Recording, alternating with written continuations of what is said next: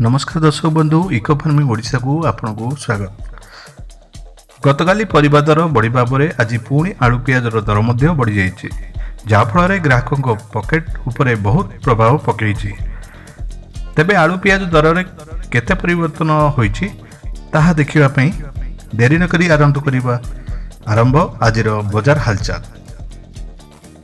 दर्शक बंधु टमाटो आज काली परी 50 टଙ୍କା रही किलो, बीट काली परी 55 टଙ୍କା किलो प्रति रही,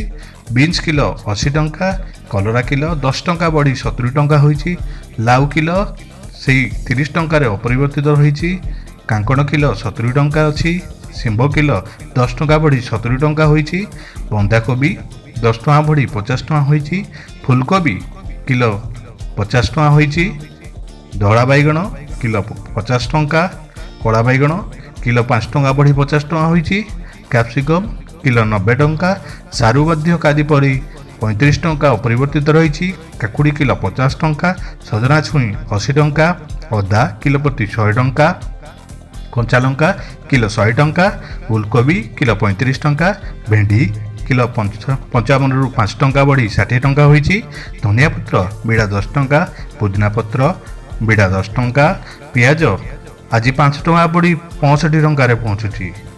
कदली मंजा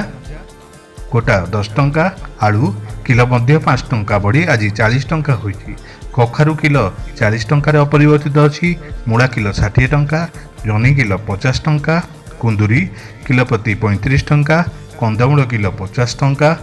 देशी आलू किलो 55 टଙ୍କା अपरिवर्तित अच्छी, कंचा कदली